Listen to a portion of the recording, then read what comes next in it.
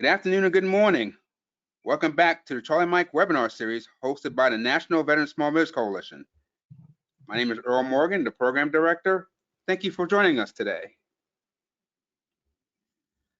Since this is our last webinar of the series, I'd like to thank the following sponsors that made this webinar series possible. BAE Systems, Associated Veterans, SB Liftoff, and US Veteran Magazine. Again, thank you for your support for this webinar series. And just a few program notes. Reminder, we are having our annual charity golf tournament on Monday, August 23rd at the Army-Navy Country Club in Arlington, Virginia. This is 18 rounds of holes of golf. We will have a networking luncheon, so we like everyone to join us. And if you're not a golfer, there is a non-golfer fee. So we like to see a lot of people out there enjoy the day of golf, and we look forward to seeing everyone there. And a reminder, please join us for Vets 21, November 2nd through the 5th in Orlando, Florida. We have a great program for you this year, so be ready to connect with government agencies, prime contractors, and veteran small businesses and others, and make new connections. Please visit the NVSBC.org website for more details. Okay, so today's webinar is 1 hour and it's being recorded. If you have any questions, please type them in the question queue on the right hand of your screen. If you don't get to your answers in time, we will get those answers to you and send you an email. This webinar and the slides will be posted on the Charlie Mike webinar webpage. And I'd like to welcome back the Executive Director of the NVSBC, Mr. Scott Jensen. Thanks, Earl. It's really good to be back here with all of you for this final webinar in our series. And I would, again, as I often do, like to take a real quick pause to thank Earl Morgan for all that he has done to put this series on and to manage it. Earl, you've done a fantastic job. You've really contributed to the development and educational space of our members, as well as the veteran small business community writ large. This is just another example of how great you are and your contribution to this. So thanks so much for that. To all of those who are here with us today and have participated with us in the past, it's great to be here with you again. It's not easy to put on this long of a series, and we do appreciate the support of our sponsors. We could not have done that without them as well. And equally important are those wonderful presenters who have been with us throughout this series. Again, thanks to all of them, and which leads me to my opportunity to introduce our final presenter, who is someone that we have relied on and leaned on all the time, not only at our vets conferences, but he kicked off our conference here, our Charlie Mike series, and here he is to close it out. Josh Franks, the managing partner at RMS Federal, best-selling author, big supporter of NVSBC. He's got a great haircut too. You know, your fourth appearance on Charlie Mike. Josh, we can't thank you enough for your commitment to our membership and to the veteran small business community. Me personally, your friendship and all that you do to work with us and to work around you. So thanks so much for, again, contributing to this and being a great guy and someone who just helps in so many ways. So thanks to you personally, and take it away, my friend. Thanks, Scott. Much appreciated. And real quick check here. Earl, you can hear my voice and see my slides? Yes, I can. I can see your beautiful face too. Okay. So, excuse me, coming off of a cold, but that's nothing here nor there. I do want to, I didn't realize I was actually closing out Charlie Mike. And it has been a privilege supporting the NVSBC. And God, I've been supporting since I think 2011. It's been a long ride. And as a service disabled veteran myself, there's a lot of pride in supporting the organization. I also want to just quickly throw out there, yes, Earl, thank you. What you've done since you came on board, how many ever years ago, you've really made a difference. And so on behalf of all the members, thank you very much. Okay, we're going to be talking about advanced teaming today. Before I get into it, I start most of my sessions in a discussion about the microcosm of this market. And as an example, I'm going to use GSA schedules, okay? now the consolidated mass schedule. In FY 2020, excuse me, a little over 15,000 companies had schedules. Only half of them actually made the minimum of 25,000. In fact, 42% of all these companies had goose eggs, didn't make a sale. Now, there is no such thing as low-hanging fruit in the federal space. If you sell product and you're selling through DLA's internet bid board system, yeah, you can win something pretty quick. Service, not so quick. But what you're looking at here, these numbers, these metrics, they are a microcosm of the overall market. 50%, didn't fail to sell, or 42% failed to sell anything. It's not because they don't have strong products or services. So why? Because you have to get a schedule, you have to prove your worth anyway. You have to show commercial sales and other pieces. So these are all quality companies that have quality products and services, yet more than half of them are failing to successfully win anything on this contract vehicle, right? So why do 50% fail? Now, before I answer, let me give you another little case study. Imagine for a moment there are two identical companies, okay? Sell the exact same product or the exact same service, right? The owners have same education level, high school grad, bachelor, master, PhD, whatever, right? Go to the same events, get help from the same folks. They buy all the same books, same certifications, everything's the same. How they're trained and the information they get is all identical. Yet one company wins over $3 million in contracts and the other company doesn't make a penny, right? So why? Why do half of companies that have GSA schedule fail? And how can two companies that literally are given the exact same information and only one succeeds? Because it's not what you learn, okay? This is probably the cornerstone of how I approach the market, how I train companies. It is not what you learn, it's the application. It's how you apply it. It's the tactics, the strategies, right? Anybody can say to you, you need to go get on a team. You need to go talk to a small business office. You need to go talk to a program manager. That's great. But what the heck do you say? How do you say it? How do you position it? How do you approach it? What market intelligence do you need before you even make that call? And how do you collect that intelligence? How you apply what you learn in the government space, how you apply it is the difference between success and failure, okay? So that applies to teaming as well. For those of you who don't know who I am, whether watching this live or watching it on demand, again, my name is Josh Frank, and I don't just run RSM Federal, I also run another company called Veteran Warehouse Supply. And we sell textiles and healthcare stuff to the Department of Veterans Affairs and DOD. So I not only train and coach companies, right, on how to win government contracts, we do it ourselves, right? So we're on both sides. I've been in the market for over 30 years. I'm chairman of the board for the VAF. One of their programs is the VBOC, right? SBA's VBOC program. I've been chair for over 4 years. And again, my specialty is tactics and strategies. So all of that just to get started today. We're going to cover basic to advanced concepts and tactics today. My success, right?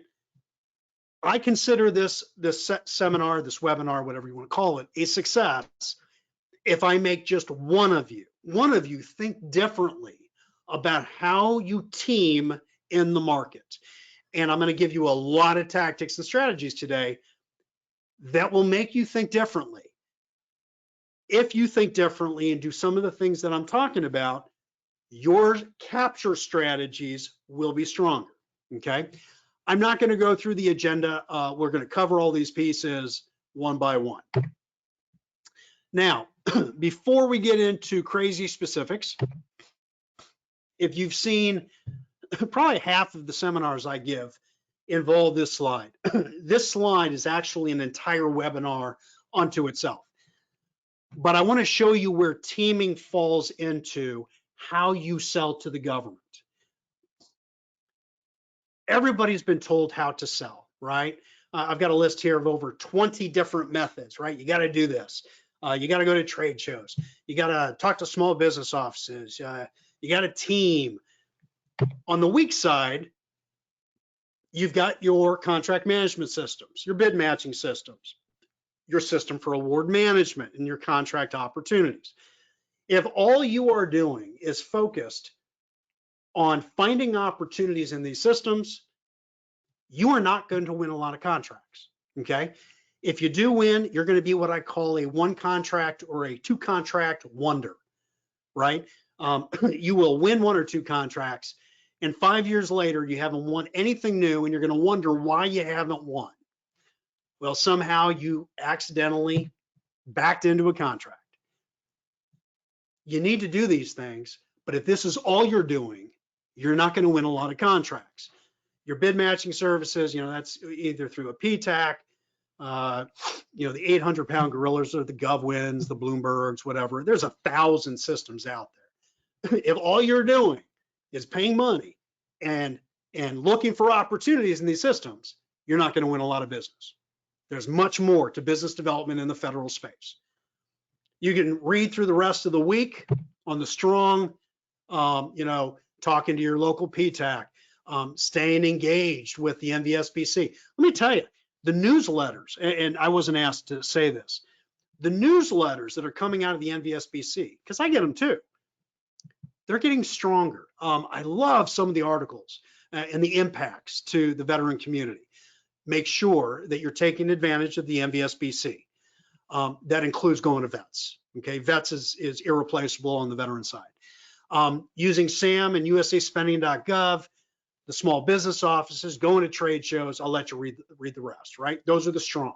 And then there are core. And this is why I'm showing it today. Teaming, meeting with the government, actually having conversations with the government, and focusing pre-acquisition before an opportunity actually hits the street, gets released on SAM. If you want to successfully, consistently win government contracts, these are the 3 areas of prospecting and business development you must spend the majority of your time on, okay? The rest of these feed into it, okay? You can't do those 3 without bringing those other pieces into play. But if I were to look at your business development strategy, if you were to explain to me your vision and how you're operating in the market, I better see a very strong programmatic teaming strategy. You need to be talking to the government, knowing your strategic targets. These are the 3 agencies or commands that I'm going to spend the next 12 months attending events, talking to people, etc. And number 3, you've got to focus your sales strategy pre-acquisition. 80% of your time should be engaging the market before you see an opportunity actually coming out on SAM, okay? Today's session is not how do you build those relationships and the opportunities before it hits SAM. That's pre-acquisition. That's a totally separate subject. But teaming is one of your 3 core, and it cannot simply be, oh, there's an opportunity. I need to find a teaming partner. No, that's reactive. You need to be proactive. You need to have a stable of 6 to 8 companies, right? All right. Business intelligence. The typical business focuses on after the RFP is released, right? I beat this dead horse already. And so this is the average small business. 80% after the RFP has been released. Why? Because it's coming out on SAM. Where you should focus is positioning with your prospects, pre-acquisition, okay? These slides are available for download. You should get it after the event, but make sure you're focusing pre-acquisition. To be clear, what does that mean? That means, if you can't tell I'm beating a dead horse here, yes, we're here to talk teaming, but all of this, you can't talk teaming in a vacuum. You got to talk it in the greater scheme of capture management and business development. Pre-acquisition, sources sought. In other words, if I were all of you, you should have a search specifically in SAM that is looking for sources sought, because that in draft solicitations, pre-solicitations, that is how you can influence that acquisition before the RFP comes out, okay? Now, the first core thing I'm going to teach today about teaming is what I call the teaming triangle. And I'm going to role play this for you. I see an opportunity in SAM, okay? I didn't know it was going to come out. There was no pre-acquisition work for it. It's not one of my strategic targets, but I look at the opportunity and I go, oh, this is right up my alley. Our company has great past performance. I'll talk first person. My company has great past performance, but I look at the draft solicitation and I go, I've only got past performance in, 2 of these 6 areas, whether it's product or service. And I say, okay, I am going to have to subcontract. I could prime, but I don't think I'm going to be very competitive, okay?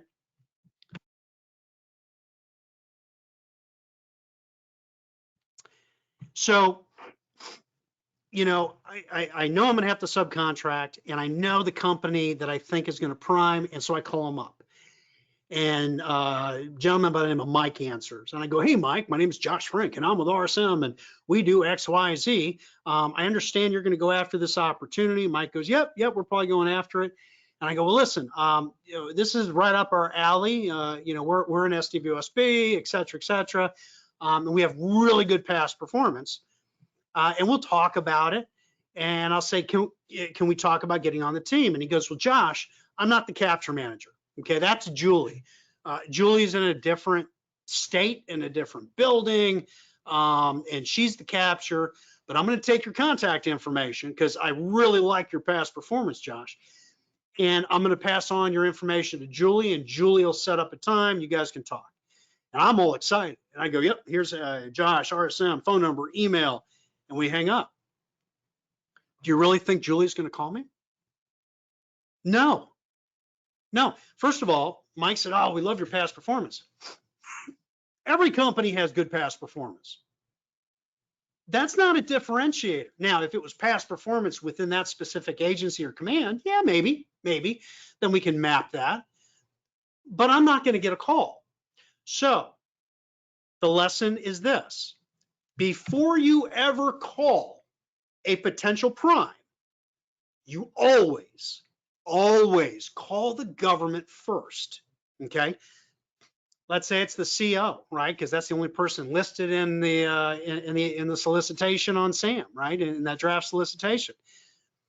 Now, a lot of people will go, well, Josh, they won't pick up the phone. Well, you may have to call them 25 times. But don't give up. Don't give up. You keep calling and emailing. Once you get through, what questions do you ask, right? If you ask questions that are really focused on the acquisition, they're likely to be afraid of protest. And so they may go, I'm not going to answer any questions. You're going to have to wait for the Q&A, et cetera, et cetera. One of the questions that I teach companies is, one of the tactics is the question, why now? Why now? Hey, CO, this can't be a new issue. This can't be a new requirement. Why is this moving into acquisition now? We're assuming this is not a recompete. Why now? Did something cause this to all of a sudden come to a head? You'll get all kinds of different answers to the why now. Bottom line, it doesn't matter what answers you get, because once I have spoken to the government, no matter how strong the market intelligence, opportunity intelligence I collect, doesn't matter. After I call the government, now I call the prime. And I say to the prime, hey, Mike, Josh Frank, Arson Federal, we're really good at what we do. We have great past performance, and I've properly mapped it, to my past performance. So they have metrics. And Mike goes, yeah, that's Julie, another building. Let me take your contact info. And I go, whoa. Hey, Mike, just heads up. We've been talking to the government about this. All right. In fact, we had a call with them yesterday, and we are collecting market intelligence on this opportunity. What is the very first question Mike is going to ask me? Hey, Josh, what'd you hear? What is the number one mistake that small businesses make?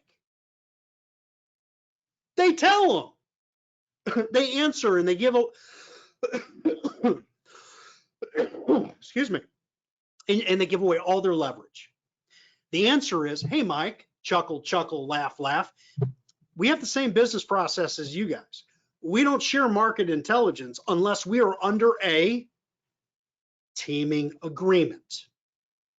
That's the process. And when Mike says, okay, instead of getting all your info, let me see if Julie's available, and we'll do a three-way conference call. And now I'm on the phone with Julie. Why? Because I wasn't a company with my hand out begging.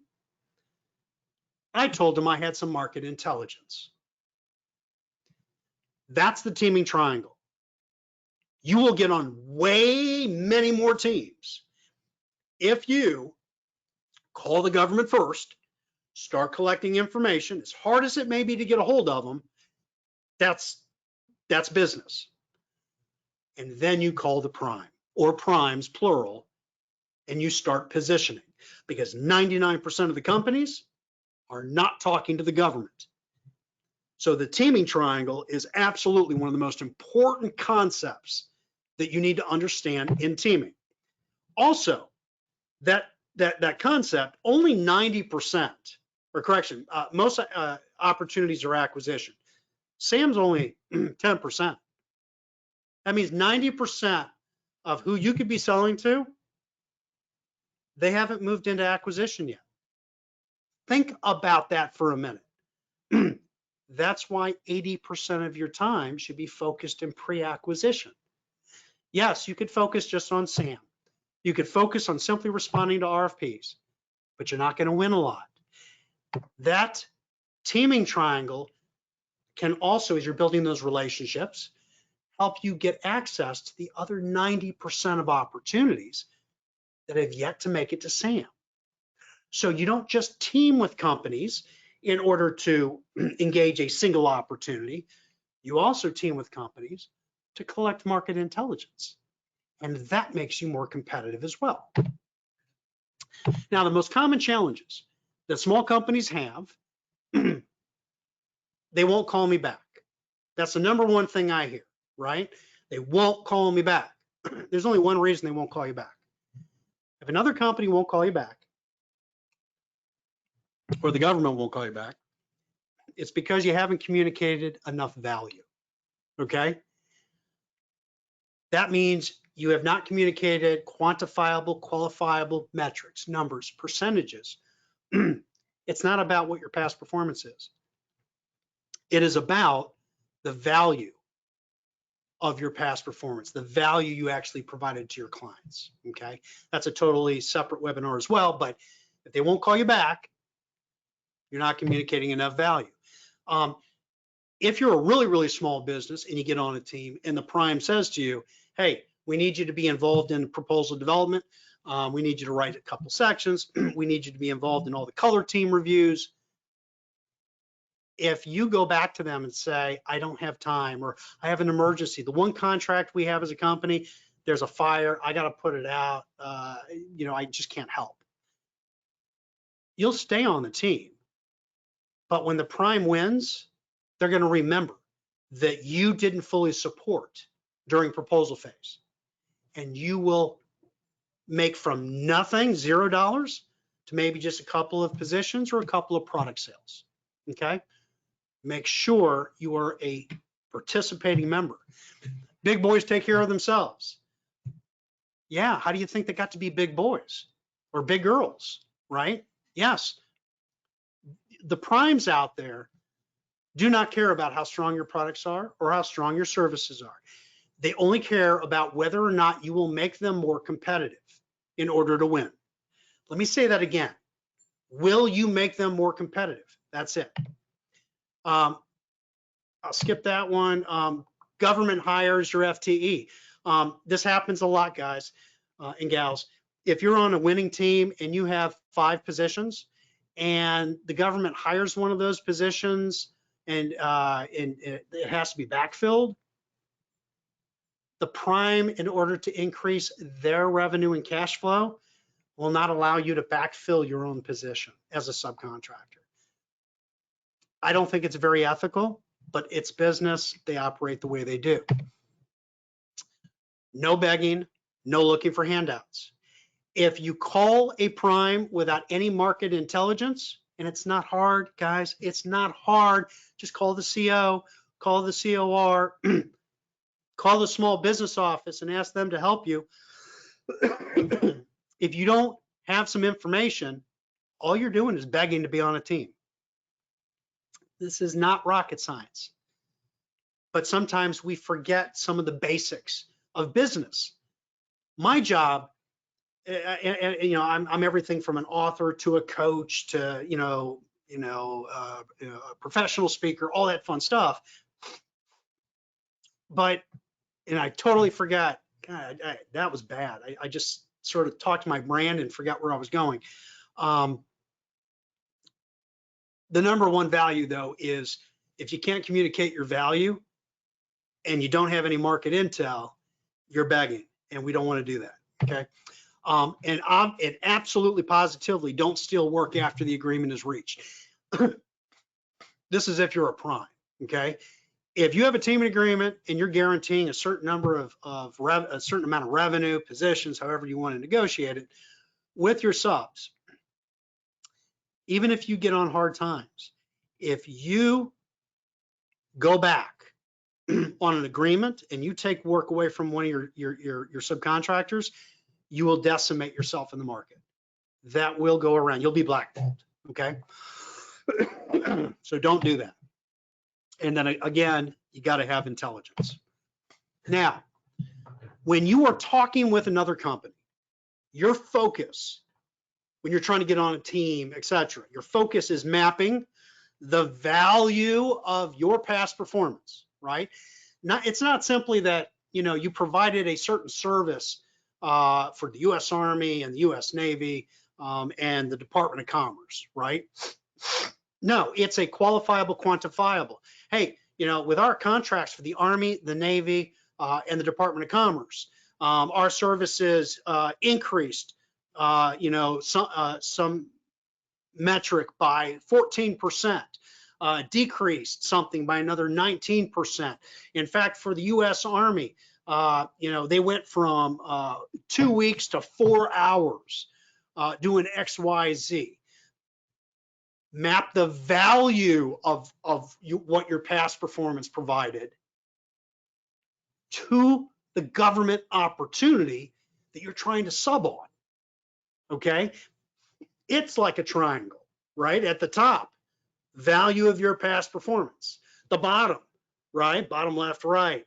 That government opportunity, etc. And then the prime, getting on the team. This is not new. You've all heard this. The first meeting with a lot of primes should be you bringing them an opportunity. I will assume all of you are veteran-owned or service-disabled veteran-owned businesses. As a result, you're obviously looking for a veteran company or a non-veteran company that you can bring on to the team, right?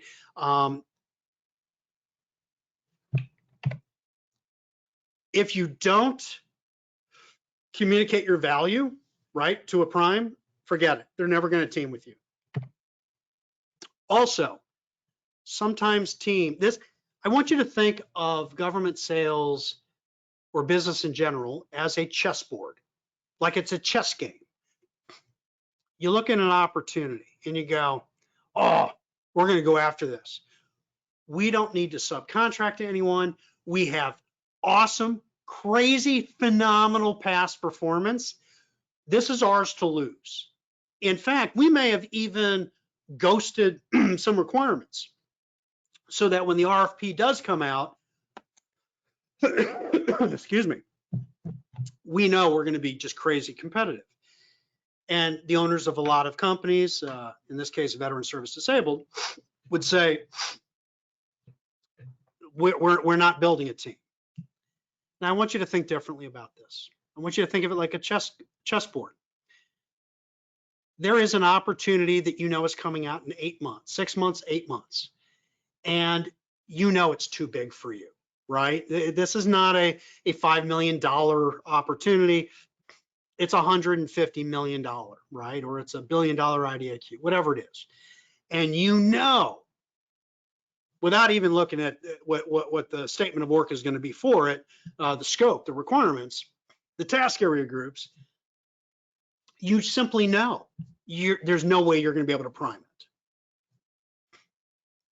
But you know this one company out there, this mid-sized, large company, you know they're going to go after it.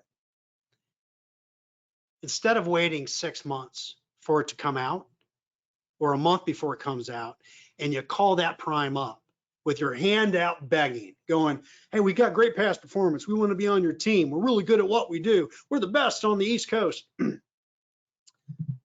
You are unlikely to get on the team. So look at that last bullet on the slide.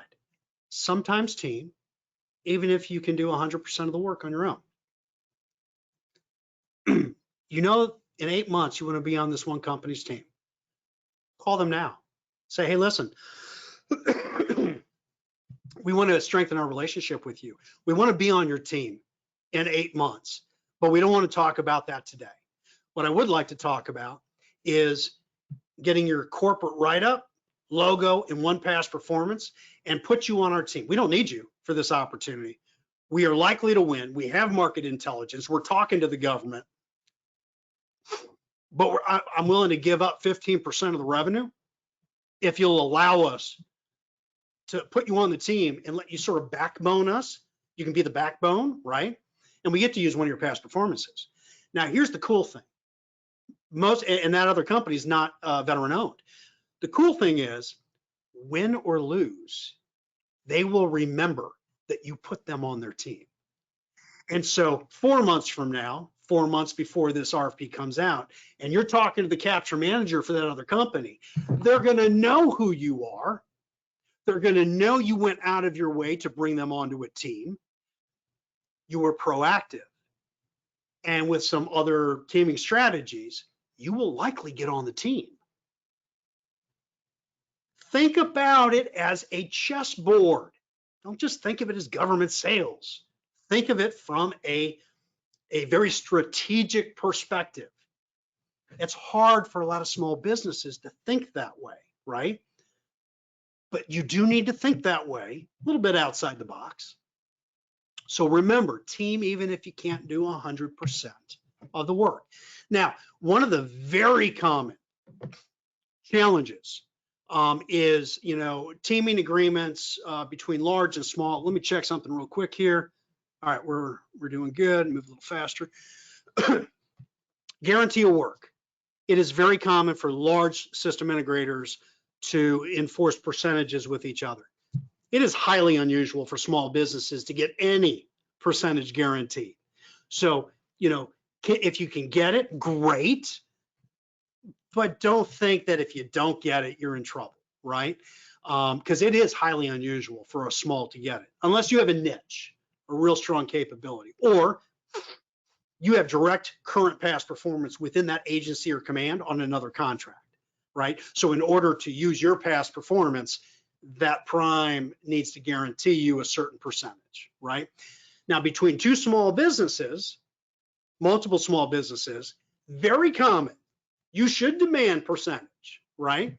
And we can talk, if you want to talk, specific types of teaming and percent, we can do that in the Q&A, okay? If the prime refuses to guarantee a specific dollar amount, right? 20% revenue. And speaking of which, I highly recommend, a lot of small companies negotiate a number of FTEs. I wouldn't do that. I would negotiate a revenue percentage. Your revenue percentage is going to translate to a number of FTEs anyway.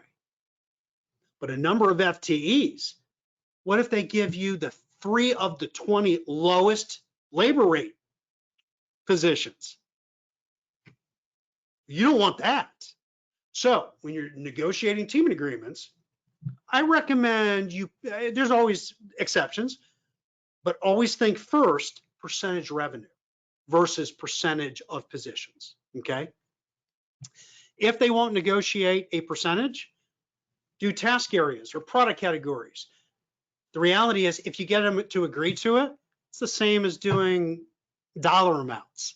You're just trying to get in through the back door. Sometimes works, sometimes doesn't, okay? Now, exclusivity. Folks, this is one of the most important things I'm going to talk about in today's session. On most government contracts, teaming, 99.999% of teaming agreements have exclusivity paragraphs. You're not allowed to be on another team, right? That's standard. There are a lot of companies out there that go, yeah, but we want to put our eggs in multiple baskets. If we can be on 3 or 4 different teams, oh my gosh, we've got, 3-4 times, as much opportunity to be on a winning team. And so these companies, maybe even yours, you go to the prime and you go, listen, maybe it's, we've been partnered with this other company for 7 years. Hey, I know they're not going to win, but I have to be on their team. Otherwise, I'm going to destroy a 7-year relationship.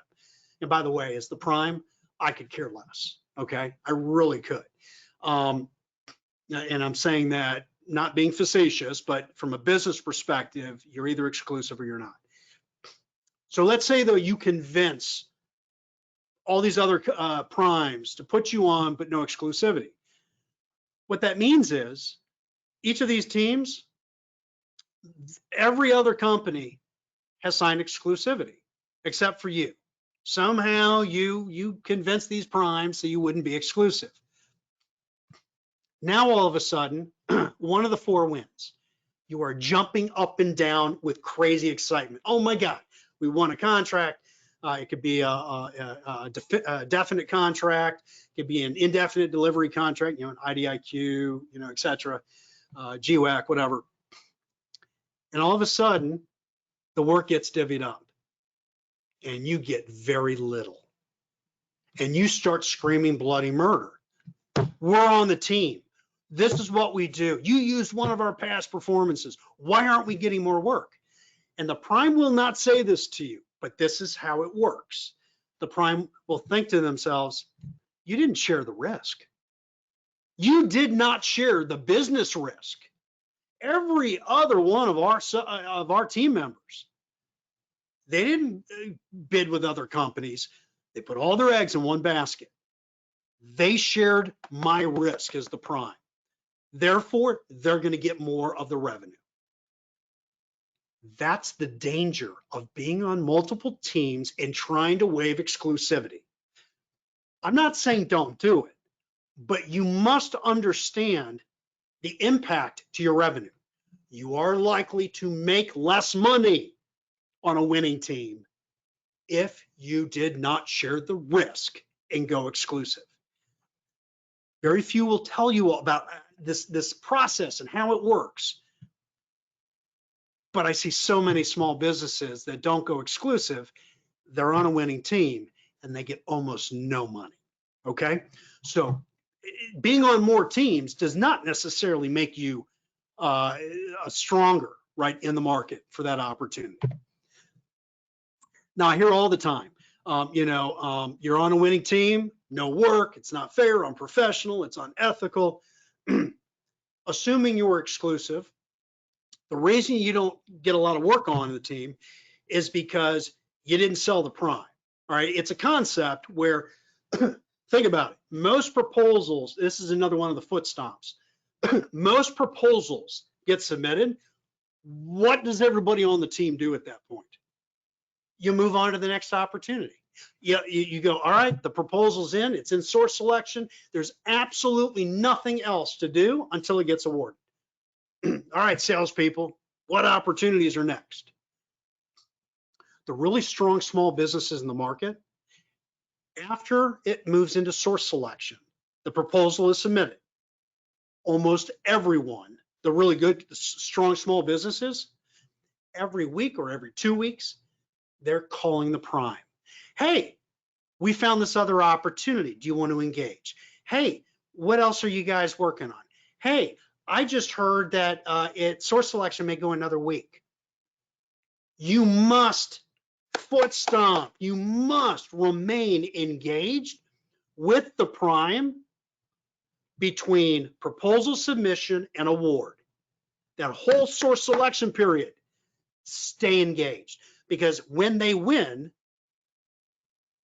depending on the number of companies on the team, you're going to be top of mind. Hey, Josh didn't just blow us off after the proposal went in. Man, they've been fully engaging and bringing other opportunities to us.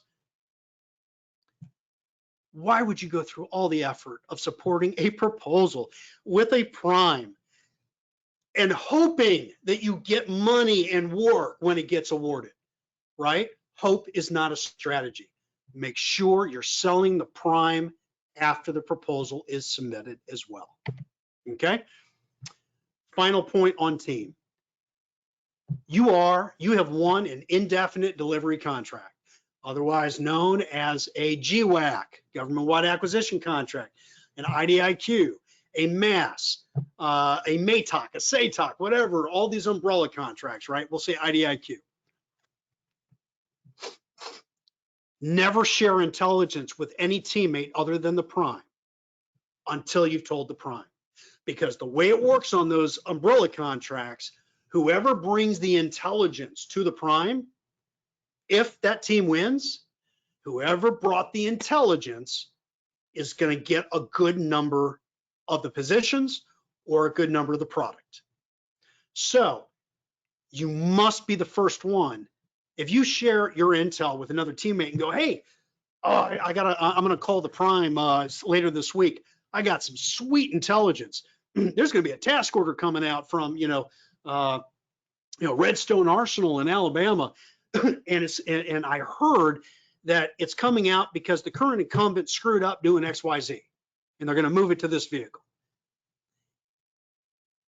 That other company, if they're not ethical, they'll go to the prime and go, I don't remember where I heard it, even though they just talked to you 10 minutes ago, but I heard XYZ. Well, guess what? They're the ones that brought the intelligence to the prime. You just screwed yourself.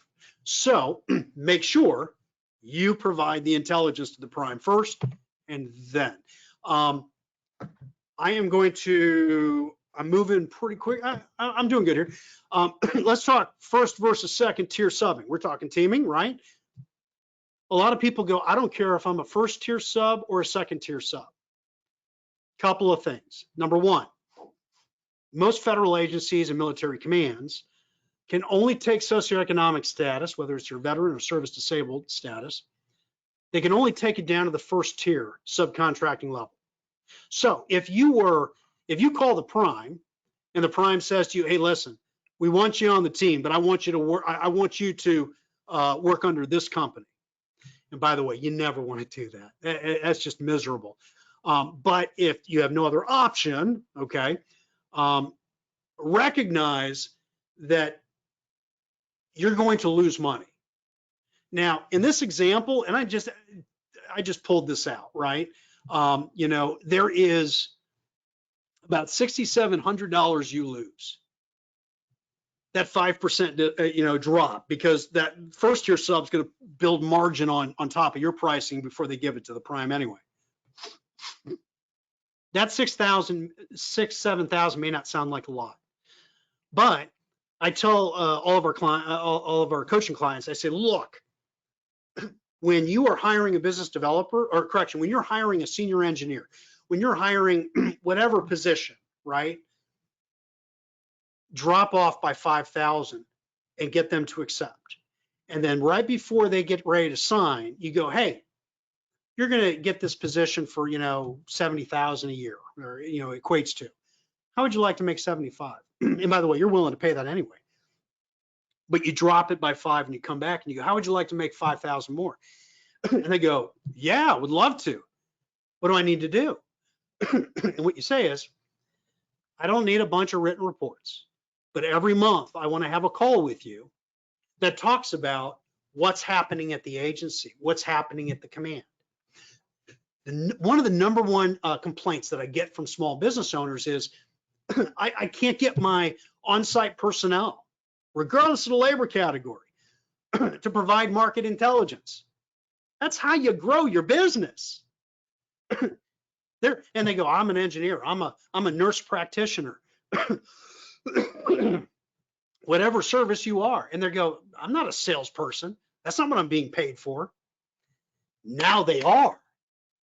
Now that 5,000 you're using, they have to. They know it's a part of their job. And now you're getting more information on more opportunities.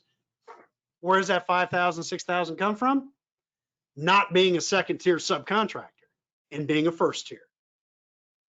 Or if you are a first tier, drop your salary, your labor rate, so that you have 5,000 to play with, and use that. So every contract you have, prime or sub, where you have people working, every one of those contracts, somebody should be getting paid a little bit extra as a part of their job description to collect information and talk to you about it. Okay, another one of those tactics. Now, crazy important. When you're trying to team with another company, a prime, let's say, these companies are evaluating you and you have a good idea of how they're doing it, but I'm going to show you what's happening behind the veil. They'll never say this to you. They'll never explain it to you, but this is what's actually happening. First, there's 5 functional areas, right? How the larger companies are evaluating you. First, market acumen. Do you know the customer? Hey, are you calling? Are you making calls? Are you collecting market information and intelligence? Maybe you're you're right outside the gate of a military base. Market acumen. Number 2, back office maturity, right? Do you all have strong interpersonal skills? We all know innately whether we irritate people or people like us, right? You also know the same for your salespeople. If you know your salespeople are rubbing people wrong, you've got a hard decision to make there, right? The larger companies are looking at that maturity, right? Do you do what you say you're going to do? Your pricing, they're going to know whether you're blackballed or you have a strong reputation. Your back office maturity is just as important as the products or the services that you provide and the value that they provide. Do not underestimate the importance of your back office, okay? That's 1 and 2. Number 3, do you have the competencies? Are they complementary, right? Do you have a niche capability that's real special that is required, or a product? Quid pro quo. Are you begging, or are you actually actively building a relationship with them and trying to help them make some more money? And the 5th, the least important, is your socioeconomic status.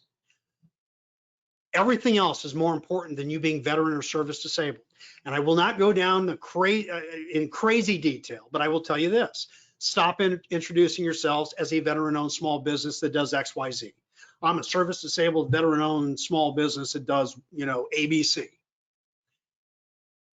You know what that tells me? That tells me you believe the value of your company is your status, that you're a veteran. Yes, there is a 3% set aside for service disabled veteran owned small businesses. Yes, there are, veteran, set asides, but there's no congressionally mandated veteran set aside, just SDVOSB. That opens doors, okay? That is not the value. When I look at the top of your website, I'm gonna go down the rabbit hole. When I look at the top of your website, I look at the top of your capability statement, I should not see the big VA, CVE, SDVOSB, or VOSB logo on your homepage. You want to have it, put it in the footer. Better yet, just put it on your government landing page. Your value is not your status, okay? It's about business, not just government sales, okay? So that's how companies evaluate you. Now, you also, see how we're doing on time here. Let me see here. I got a little wordy with you guys. I'm gonna bounce a little bit here. 3 levels differentiation: direct, indirect, balancing. Your teaming partners are also going to be looking at these pieces. The key thing on this slide I want to point out: balancing differentiators. That's your socioeconomic status.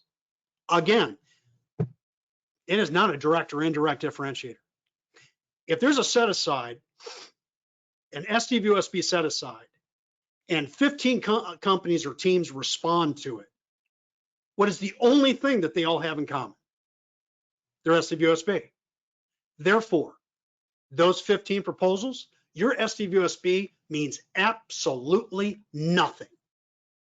There is no value to come from it. You have to prove your value through everything else, okay?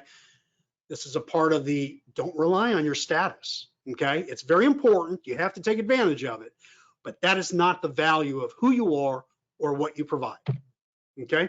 Your CAPE statement, right? Teaming perspective, yes, it should be on your website. It'll be generic, but you should tailor it for every teaming partner, okay? In other words, do not provide copies of your capability statement to a teaming partner until you've already had a discussion with them. You may think you know what they're looking for a specific opportunity, but you're not sure until you talk to them. Never give a CAPE statement until after you've had a discussion, okay? Now, if you cannot communicate your value, that's those metrics, qualifiable, quantifiable, etc. This is what your capability statement looks like, right? I love Colbert. But hey, we're really good at what we do, and you have to use us because there's a set aside. Well, when I say it like that, it sounds pretty crappy, right? Your value is not your status. That goes for your teaming and talking to primes. Okay, it's a part of the discussion, but you can't rely on it. Now, communicating your value in 45 seconds. I am not going to go through this, okay? Other than at a very high level. There are 4 sections, because I'm running out of time. There are 4 sections. You communicate your value, you provide your proof, you differentiate, and you take control. You can see, and again, you'll be able to read through this. Each of you needs to build your own 45-second pitch. Use this as an example, right? It's your elevator pitch. Nowhere in here did I mention that I was small or veteran or woman owned. Nowhere in here do I talk about my status. That is not a part of my intro. It will eventually always come out.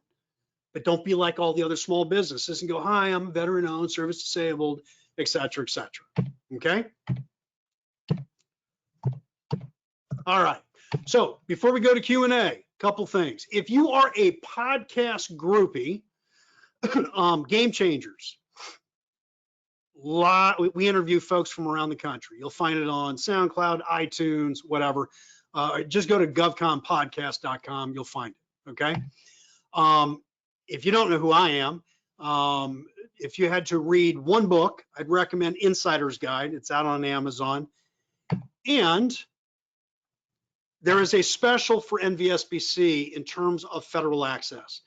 We only have this with the NVSBC. There's no other organization we give this. We have special pricing. It's like 20% off, 50% the first month. You know, it's like 29 bucks, folks. But you only get that as if you're an NVSBC member. Okay. Use the code federal-access.com/NVSBC. Hundreds of templates, marketing, example proposals, tons of training, step-by-step strategies. How I spoke to you today is how all that material is communicated, okay? We've got about 1,000 companies, a ton of veteran companies, but if you want to look at it, you can get in for free, okay? You get access to like 12 documents and you can look around. But if you decide you want to join, you got to use the NVSBC URL to get you in. With that, I really went deep into some stuff today. I want to get into some Q&A. Before we do, thank you very much for your time today. I hope you learned something new. And with that, Earl, I'm going to turn it back over to you. I'll jump in here, Josh. Thanks. Appreciate it. You know, in depth and your excitement and enthusiasm for helping people clearly stands out. You talked through at the end here how a partner is going to vet you. Take us back through how we should vet a teaming partner. You know, some things to think about in vetting a teaming partner from the small business perspective. You know, that's a great question. There's a couple different answers to that. Because what you're asking is, how do I pick the right company to hitch my wagon to? One, they must be more mature than you. Now that sounds simple, but I can't tell you how many smaller companies partner with people because they're friendly and they get along, but they're really no more mature. So number one, they got to be more mature. Number two, don't trust what you read online. Go into Sam's data bank, the new FPDS, or go into usaspending.gov and run propensity. Run their DUNS number and look at all the contracts that they have primed or subcontracted on the last 10 years, last 3 years, right? How much revenue have they generated? Which agencies have they been in? Which military commands have they supported? You're going after a certain opportunity. Let's say it's with the US Army. When I run the propensity through the data bank in SAM, I'm going to go, I want to see some, they're going after Army. Before I agree to join their team or even approach it, I want to make sure they've got some serious teeth in the Army. I want to know how many active contracts they have. I want to know if any of those contracts are coming out of the exact same contracting office that this opportunity is being released under. There's a lot of intelligence. It's all free. You don't have to pay for any of this, folks, that you do need to be looking at before you decide to hitch your wagon. So that's a great question, Scott. So what I'm hearing is, as I'm looking at the potential of a teaming partner, it could be a combination of who their customers are, what their capabilities are if I'm looking at a particular opportunity, or I could be looking to build a bevy of the 6, 7, 8 teaming partners potentially just based on their reputation. Is there a priority in there? So you're talking not for any specific opportunity, but building a stable of teaming partners? Yeah, you mentioned building a stable of teaming partners. Yeah. How do you go about that versus opportunity versus customers? Great question. Okay, so if I were an SDVOSB, well, if I were a veteran-owned small business, I would absolutely want 2 companies in my stable that were SDVOSB, hands down, no doubt about it, okay? Why? Because SDVOSB is congressionally mandated and VOSB is not, Okay, unless you're targeting VA where 70% of the acquisitions are some level of veteran, okay. If you are a service-disabled veteran-owned small business, I would want at least 1 or 2 other companies in my stable that were also SDVOSB. I would likely choose SDVOSB over VOSB, okay? And why? Because your competitors are some of your best teaming partners. Do not look at the market simply as, bringing on a similar, status company. Together, you guys can be a powerhouse. All right, so in addition to those two 8A, 2 woman-owned, okay, 2 large, and you may say, all right, well, how do I pick those companies? Well, that's going to take some work. You're going to need to find companies that, some of them that have complementary capabilities, some that have similar, but they have past performance in different agencies than you have. But when combined, your past performance is much stronger, right? So, and then you're going to run all those companies through the data bank and SAM.